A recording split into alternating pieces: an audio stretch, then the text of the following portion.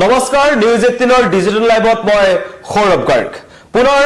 Hormuz প্ৰণালীক লৈ উত্তেজনা আৰম্ভ হৈছে আৰু হৰমুজ প্ৰণালীক লৈ পেলাই এই ইৰাণ আৰু আমেৰিকাৰ মাজত যি সংঘাত আছে হেতু বৃদ্ধি পাবলৈ ধৰিছে এফালে যুদ্ধবিৰতি আনফালে কিন্তু হৰমুজত আক্ৰমণ আৰু প্ৰত্যাক্ৰমণ অব্যাহত আছে পুনৰ খবৰ আহিছে যে ইৰাণৰ তেল পৰিবাহী টেংকাৰত আমেৰিকান নৌসেনাই ভয়ংকৰ আক্ৰমণ কৰিছে আৰু তাৰ পাছতে দুয়োখন দেশৰ মাজত উত্তেজনা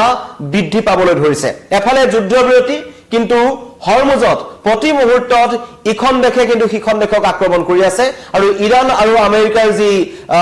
যুদ্ধখন শেষ হোৱাৰ যিটো ক্ষণ সেই ক্ষণটোলৈ সমগ্ৰ বিশ্ববাসী ৰৈ আছে কিন্তু তাৰ এখন বিপৰীত ছবি আসলতে দেখিবলৈ পোৱা গৈছে কাৰণ আজি হৈছে ইৰাণ আৰু আমেৰিকাৰ যুদ্ধবিৰতি ঘোষণা কৰাৰ এমাহ সম্পূৰ্ণ হল আৰু এই যুদ্ধবিৰতি চলি থকাৰ মাজতো ইখন দেশৰ নেতাক আক্ৰমণ কৰি আছে দুয়োখন দেশে নিজৰ শক্তি তেওঁলোকৰ দেখুৱাবলৈ তেওঁলোকে চেষ্টা কৰি আছে ইখন দেশে আনখন দেশৰ ওপৰত হেঁচা প্ৰয়োগ কৰি আছে কিন্তু যুদ্ধ একেবাৰে সমাপ্ত হোৱাৰ ক্ষেত্ৰত কোনো ধৰণৰ সমাধান কিন্তু এতিয়ালৈকে উলিয়াব পৰা নাই কালিৰ দিনটো ইতিমধ্যেই আমেৰিকায়ো 14টা শৰ্ত থকা এটা যুদ্ধবিৰতিৰ প্ৰস্তাৱ ইছলামাবাদৰ মাধ্যমেৰে তেহৰানলৈ প্ৰেৰণ কৰিছিল য'ত কেইবাটাও গুৰুত্বপূৰ্ণ কথা উল্লেখ কৰা হৈছে তাৰ আগতেও কিন্তু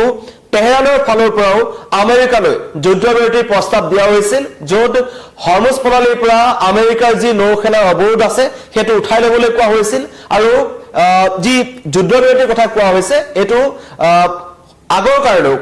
অনাগত দিনত যাতে আমেৰিকাই ইৰাণৰ ওপৰত আক্ৰমণ নকৰে তাৰ কাৰণে তেওঁলোকে প্ৰতিশ্ৰুতি দিবলৈ কোৱা হৈছিল কিন্তু সেইবোৰৰ কোনো ধৰণৰ সুদুত্তৰ নাহিল তাৰ বিপৰীতে পুনৰ আমেৰিকাৰ ফালৰ পৰা ইৰাণলৈ পঠোৱা হৈছে 14টা শৰ্ত থকা এটা যুদ্ধবিৰতিৰ প্ৰস্তাৱ হেতুক ইৰাণে এতিয়া কেনেকৈ ধৰণেৰে তেওঁলোকৰ প্ৰত্যুত্তৰ দিয়ে বা জনায় সেয়া লক্ষণীয় হ'ব কিন্তু এই প্ৰায় 3 মাহ ধৰি চলি থকা ইৰাণ আৰু আমেৰিকাৰ যুদ্ধখন লগত ইজৰাইল আছে এই ইজৰাইল আৰু আমেৰিকাই যি ইৰাণৰ ওপৰত আক্ৰমণ কৰিলে সেই আক্ৰমণৰ পাছত সমগ্ৰ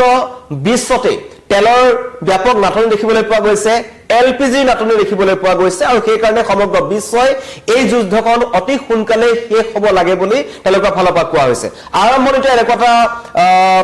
এখন ছবি দেখিবলৈ পোৱা গৈছিল যে যেহেতু ইৰাণৰ সৰ্বোচ্চ নেতাজনৰ মৃত্যু হৈছিল খমেইনিৰ আয়াতুল্লাহ খমেইনিৰ মৃত্যুৰ পাছত সকলোৱে ভাবিছিল যে ইৰাণে আত্মসমৰ্পণ কৰিব আৰু আমেৰিকাও বাৰম্বাৰ কিন্তু ইৰাণক আত্মসমৰ্পণ কৰিবৰ কাৰণে তেওঁলোকে ভাবুকি প্ৰদান কৰি আহিছিল অন্যথা ইয়াতকৈ ভয়ংকৰ আক্ৰমণ হ'ব বুলি কৈ থকা হৈছিল কিন্তু তাৰ পাছতো ইৰাণে যুঁজিলে আৰু ইৰাণে যি প্ৰত্যুত্তৰ দিলে সেই প্ৰত্যুত্তৰে কিন্তু সমগ্ৰ বিশ্ববাসীক আচৰিত কৰি তুলিলে ইজৰাইলৰ নিচিনা এখন দেশ আৰু আমেৰিকাৰ দৰে এখন মহাশক্তিধৰ দেশৰ বিৰুদ্ধে তেওঁলোকে এতিয়াও যুঁজি আছে মাজতে যুদ্ধবিৰতি ঘোষণা কৰা হ'ল তাৰ অন্যতম কাৰণটো হৈছে যেটো হৰমুজ প্ৰণালী আৰু এই হৰমুজ প্ৰণালীত ইৰাণৰ যি নৌসেনা আছে ইৰাণৰ নৌসেনাই তেওঁলোকক আগৰ পৰাই এই হৰমুজ প্ৰণালীটো তেওঁলোকে বিশেষকৈ আমেৰিকাৰ যি তেল পৰিবাহী যিসমূহ জাহাজ আছিল সেইসমূহ তেওঁলোকে যাবলৈ দিয়া নাছিল তাৰ ফলত বিপাঙত পৰিছিল আমেৰিকা আৰু সেই কাৰণে আমেৰিকাৰ ফালৰ পৰা প্ৰথমতে পাকিস্তানৰ মাধ্যমেৰে তেওঁলোকে আলোচনাৰ মেজলৈ গৈছিল মধ্যস্থতাকাৰী ৰিপৰ্ট আহিছিল পাকিস্তান কিন্তু দুবাৰ তিনিবাৰ আলোচনাৰ পাছতো কোনো সুদুত্তৰ পোৱা নগৈছিল আৰু এতিয়া কালিৰ যি আক্ৰমণ হ'ল ইৰাণৰ তেল পৰিবাহী টেংকাৰত হৰমুজ প্ৰণালীত আমেৰিকাই যি আক্ৰমণ চলালে সেই তাৰ পাছত কিন্তু পৰিস্থিতি অধিক উত্তপ্ত হৈ পৰিছে আৰু ইৰাণৰ ফালৰ পৰা দাবী কৰা হৈছিল যে ইৰাণে যি প্ৰত্যুত্তৰ দিলে তাত কিন্তু আমেৰিকাৰ নৌসেনা বাহিনীৰ ব্যাপক ক্ষয়ক্ষতি হৈছে ইয়াৰ আগতেও এটা সংস্থাই এটা কথা জনাইছিল যে আমেৰিকা আৰু ইৰাণৰ যি যুঁজ চলি আছে তাত কিন্তু আমেৰিকাৰ সামৰিকভাৱে তেওঁলোক যথেষ্ট ক্ষতিৰ সন্মুখীন হৈছে বহু তেওঁলোকৰ সামৰিক যিবোৰ অস্ত্ৰ-শস্ত্ৰ আছে সেইবোৰ ধ্বংস হৈ গৈছে আৰু এতিয়াও পুনৰ কোৱা হৈছে কালিৰ যেটো আক্ৰমণ কৰা হ'ল প্ৰথমতে আমেৰিকাৰ নৌসেনাই যি হৰমুজ প্ৰণালীত তেওঁলোকে প্ৰতিৰোধ কৰি ৰাখিছে তাত ইৰাণৰ তেল পৰিবাহী টেংকাৰ তেওঁলোকে টাৰ্গেট কৰিছিল আৰু তেওঁলোকে প্ৰত্যুত্তৰ দিয়ে প্ৰত্যুত্তৰত কিন্তু আমেৰিকাৰ বিস্তৰ ক্ষয়ক্ষতিৰ খবৰ পোৱা গৈছে আৰু লগতে আমেৰিকাৰ ফালৰ পৰা কোৱা হৈছে যে ইৰাণৰ যি নৌসেনা আছে তাৰ তেওঁলোকে বিস্তৰ ক্ষতি সাধন কৰিবলৈ তেওঁলোক সক্ষম হৈছে দুই পক্ষৰ ফালৰ পৰা দাবী আহিছে আমেৰিকাৰ 3খন যুদ্ধ জাহাজ সুৰক্ষিতভাৱে ওলাই আহিছে বুলি ডনাল্ড ট্ৰাম্পে এই যি ট্ৰুথ ছ'চিয়েল বুলি যেটো চেনেল আছে তাত তেওঁলোকে জনাইছে social media truth social media তেওঁলোকে জনাইছে যে আমেৰিকাৰ যি তিনিখন যুদ্ধ জাহাজ আছিল সেইকেইখনে ইৰাণৰ নৌসেনাৰ ওপৰত আক্ৰমণ কৰি বা ইৰাণৰ যি তেল পৰিবাহী যি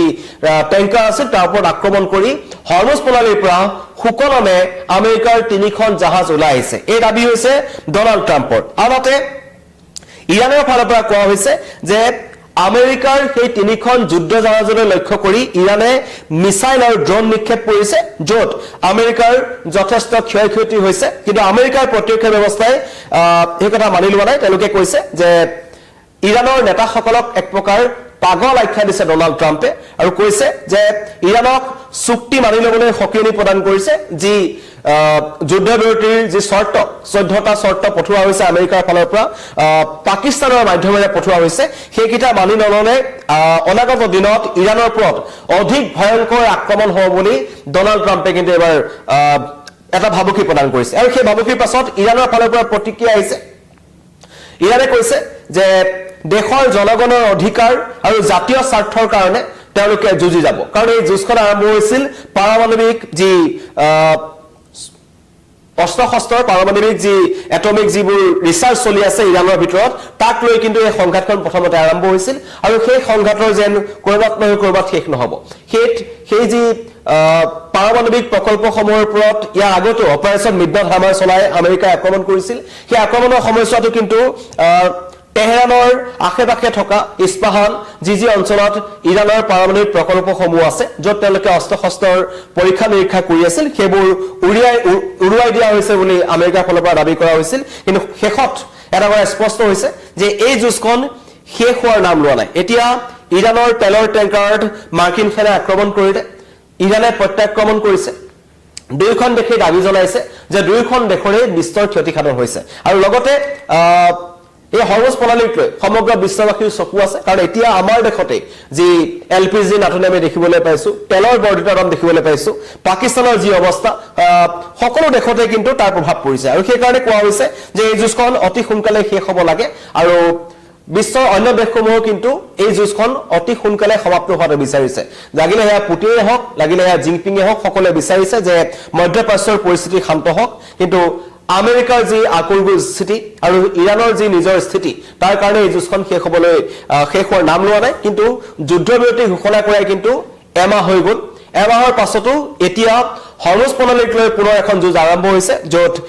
ইৰাণৰ তেল পৰিবাহী টেংকাৰক লক্ষ্য কৰি আমেৰিকাই আক্ৰমণ কৰিছিল আৰু তাৰ প্ৰত্যাক্ৰমণ ইৰাণেও কৰিছে আমেৰিকাৰ ফালৰ পৰা দাবী কৰা হৈছে যে সেই আক্ৰমণত ইৰাণৰ যথেষ্ট ক্ষয়ক্ষতি হৈছে আৰু ইৰাণৰ নেতাসকল পাগল বুলি আখ্যা কৰিছে তেওঁলোকে যধে মধে মন্তব্য ৰাখি আছে বুলি মন্তব্য কৰিছে ডনাল্ড ট্ৰাম্পে আনহাতে ইৰাণৰ ফালৰ পৰা কোৱা হৈছে যে তিনিখন আমেৰিকাৰ যি যুদ্ধ জাহাজ আছিল সেইকেইখনৰ বিস্তৰ ক্ষতি হৈছে আৰু অনাগত দিনতো হৰমুজ প্ৰণালীক যদি এইদৰে আমেৰিকান সেনাই তেওঁলোকৰ প্ৰতিৰোধ দেখুৱায় বা তেওঁলোকৰ আধিপত্য দেখুৱাবলৈ আহে তেন্তে কিন্তু ইৰাণে ইয়াৰ প্ৰত্যুত্তৰ দিব ধন্যবাদ